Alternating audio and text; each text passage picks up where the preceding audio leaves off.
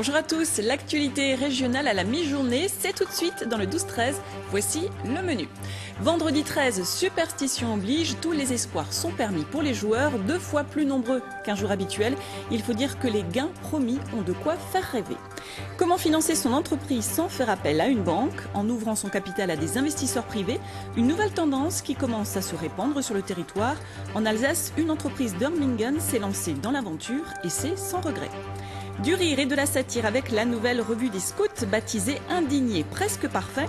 Comme d'habitude, les acteurs de la vie politique et locale ne sont pas épargnés et les grands événements de 2011 sont revus et corrigés par le prisme de l'humour. Les études sont formelles. Un vendredi 13 attire 2 fois plus de joueurs à miser.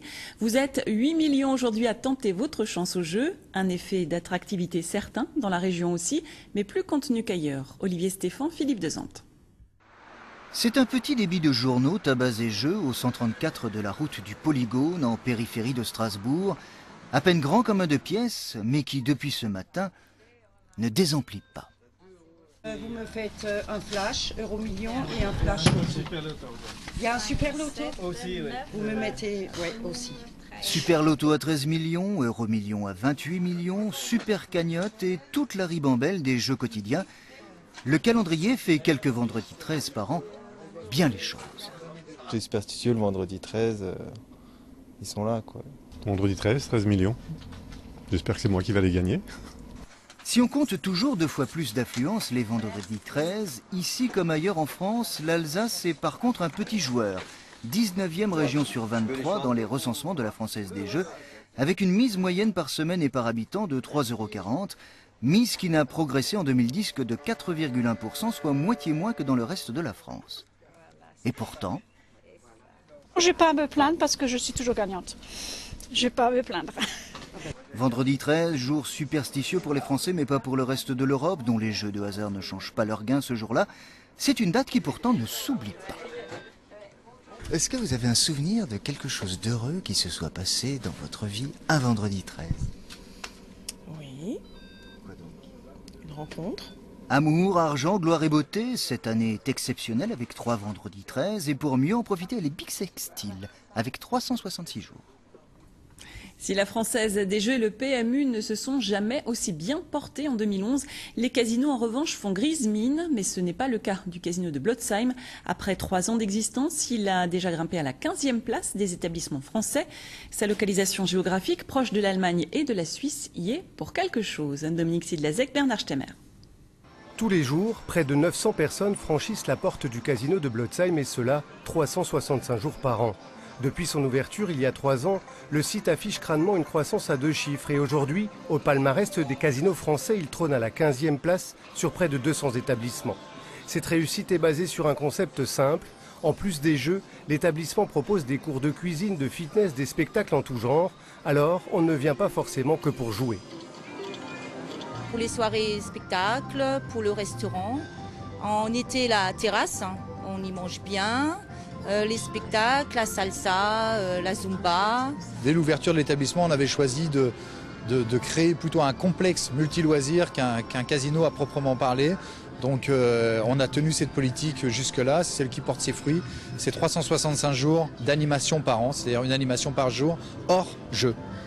La proximité de la Suisse et de l'Allemagne contribue au succès du casino. La moitié de la clientèle aux tables de jeu est étrangère et aux machines à sous, 1 joueur sur 3 n'est pas français. Ça me plaît bien ici, l'ambiance est sympa. C'est bien mieux qu'au casino de Bâle. Les gens sont plus gentils et j'ai plus de chance au jeu. 180 personnes travaillent au casino et quand un client franchit la porte pour la première fois, on lui fait découvrir le lieu. Qu'il vienne au restaurant, qu'il participe aux animations, un jour, il jouera au jeu. Mais dans n'importe quel cas, il dépensera de l'argent. Un accident mortel s'est produit hier soir vers 21h30 sur la départementale 29 entre Gamsheim et Offendorf. Un véhicule a fait une sortie de route avant de percuter un arbre. Le conducteur, un jeune homme de 21 ans, a dû être désincarcéré. En arrêt cardiaque, il n'a pas pu être réanimé. Des accidents de la route qui sont à chaque fois des drames et des vies brisées pour les victimes ou leurs proches. Dans 13 avec vous, nous parlerons justement de prévention et d'accompagnement. Je recevrai Monique Fritz, présidente de l'association régionale EVAR d'aide aux victimes. Nous attendons vos questions sur alsace.france3.fr. Financer les petites entreprises comme les grandes en faisant appel à l'investissement privé, l'idée fait son chemin et favorise en tout cas l'emploi local. Pour l'instant, une seule entreprise alsacienne a ouvert son capital à tout investisseur intéressé. Spécialisée dans la métallerie, elle est basée à Hörmingen, dans le nord de la région. C'est le dossier de ce journal, il est signé David Meneux et Antje Stahlschmidt. Une petite entreprise qui a connu une croissance fulgurante en seulement 4 ans. 2 salariés en 2008, 16 aujourd'hui, 5 nouvelles embauches programmées en 2012. ADS est spécialisé dans la métallerie chaudronnerie et son carnet de commandes ne cesse de croître. Ça c'est du garde-corps pour une déchetterie à Sarreguemines. Ça c'est de l'escalier pour un particulier. Ça c'est de la rénovation pour l'hôpital de Brumat. Ça c'est du garde-corps pour l'hôpital de Bischwiller. C'est une fabrication neuve. On va commencer l'Opéra du Rhin. La cour des échevins à Plopsheim, l'école maternelle Oberlin, c'est les trois chantiers qui suivent directement. Besoin de passer à la vitesse supérieure, besoin d'argent frais pour 2012.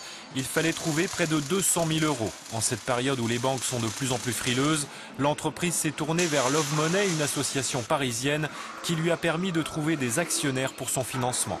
On est libre, vous n'avez aucune contrainte de remboursement, vous vous développez, l'actionnaire vous suit. Le but de l'actionnaire, c'est le développement, c'est qu'il ait investi dans quelque chose, dans une entreprise qui a le potentiel de se développer, qu'il ne perd pas d'argent. Une quarantaine d'actionnaires privés de toute la France ont apporté en tout 170 000 €. Des médecins, des chefs d'entreprise ou des commerciaux comme Samuel Basili. C'est pas terrible quand même. Société Générale, j'ai quand même laissé 630 € pour l'instant. Alcatel-Lucent, 450 € de moins. Le CAC 40 n'est pas la panacée. Samuel Basili y a perdu pour l'instant 2 500 €. Pour limiter les risques, il a choisi d'investir dans la petite entreprise alsacienne. Cela lui permet de défiscaliser, d'envisager des gains à plus long terme et de soutenir une société locale parfaitement identifiée. Quand vous investissez sur le CAC 40, comme la plupart des gens le font, l'entreprise ne sait même pas que vous avez investi dans cette société. Donc vous n'êtes même pas invité aux assemblées générales. Sur les petites sociétés, comme ça, vous êtes ce qu'on appelle au nominatif, c'est-à-dire que le dirigeant vous connaît et vous invite chaque année à l'assemblée générale pour étudier les comptes de la société et les perspectives de celle-ci. Et ça vous intéresse ? Bien sûr. Après tout, c'est ce dont tout le monde parle en ce moment, c'est investir localement et comprendre où va son argent. Plus d'investissement privé est une bonne piste selon la Chambre de commerce et d'industrie de Strasbourg. Encore faut-il que les petites entreprises acceptent un droit de regard extérieur. Avant, le chef d'entreprise était tout seul, il faisait un peu ce qu'il voulait dans son entreprise. Aujourd'hui, il va falloir qu'il rende compte à des investisseurs, à des gens qui lui ont fait confiance. Donc il va falloir qu'il gère peut-être d'une façon un peu plus rigoureuse son entreprise, et ce sera d'autant mieux. ADS va renouveler son appel à investissement en 2012, mais les dirigeants feront en sorte de rester majoritaires dans le capital pour ne pas perdre le contrôle de leur entreprise. Gros plan à présent sur un métier méconnu mais de plus en plus demandé par les entreprises, cordiste. Condition préalable, ne pas avoir le vertige et aimer les sensations fortes. Alexandra Bucur et Nicolas Meyer ont suivi le quotidien de David Amann et pour ce faire ont dû grimper jusqu'au toit de l'église du Folz. Depuis plus de 20 ans, David Amann ne vit que pour ça, la corde. Grimpeur hors pair, cet Alsacien a fait de sa passion un métier, car si aujourd'hui David Amann boucle son harnais, ce n'est pas pour franchir une falaise ou un sommet, mais pour débarrasser ce toit d'église de ces tuiles dangereuses. David Amann effectue des travaux d'accès difficiles, il est cordiste. Donc demain, on peut très bien imaginer aller faire ce qu'on appelle de la purge de falaise ou du soutènement, donc aller enlever les rochers qui sont un peu menaçants quand on a une route qui est en dessous, venir poser du filet anti-chute. On peut trouver d'autres applications aussi dans le milieu urbain, donc du nettoyage de carreaux sur des édifices de grande hauteur où une nacelle ou une grue ne peut pas accéder. Ancien salarié d'Immer, le fabricant de camping-cars à Cernay, il a décidé de se reconvertir après la fermeture de l'entreprise. Une reconversion dans ce qu'il sait faire de mieux, manier la corde. L'évolution sur corde, c'est quelque chose qu'on connaît, plus dans un milieu montagnard et plus dans un milieu alpin. Mais je dirais que dans les grandes lignes, les techniques et le matériel utilisé restent à peu de choses près la même chose. Alors vous amusez bien? Je m'amuse bien, on va dire ça comme ça. Je travaille bien et je m'amuse bien. Une reconversion réussie suivie d'une ouverture d'entreprise, car le métier est en plein essor. L'intervention d'un cordiste vaut 2 fois moins cher que la location d'une nacelle ou d'un échafaudage. Alors oui, David Amann peut se targuer aujourd'hui de vivre de sa passion.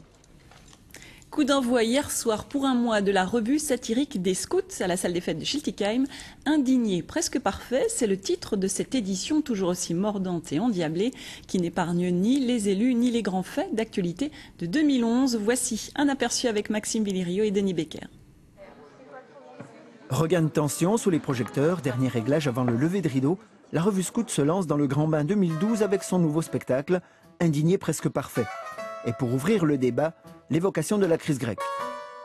Bon alors les gars, cette guerre de l'euro. Oh, ben on en a chié, nous partîmes 500, mais par un prompt et fort déficit, nous nous retrouvâmes très vite à vendre tout notre port. Le Pirée. Oui, le Pirée derrière nous. Oh, le Pirée derrière nous, ça c'est pas sûr, hein. Enfin si, Zeus, le Pirée derrière nous, je le sais quand même. Non mais l'affaire maintenant. La petite poule qui s'avance, c'est la mer qui est La grande force de la revue tient bien sûr à la verdeur des dialogues, mais aussi à la complicité des musiciens.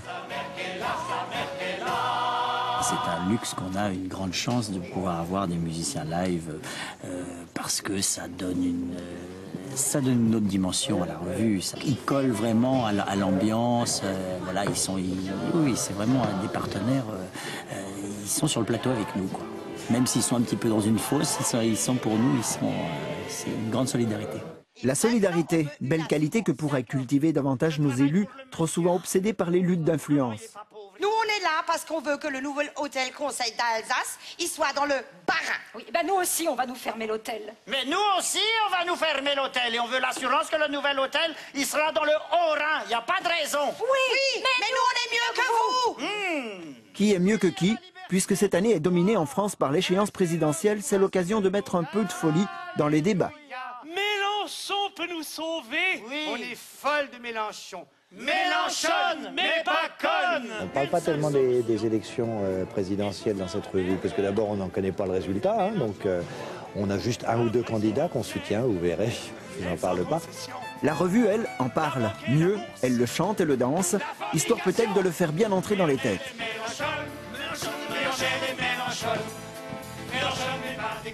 À suivre Rundum qui clôt sa série sur l'Abrapa. À 12h30, le journal de la rédaction nationale. Ce soir, c'est Claire Perrault que vous retrouverez à 19h. Merci de nous avoir suivis. Très belle journée et très bon week-end à tous.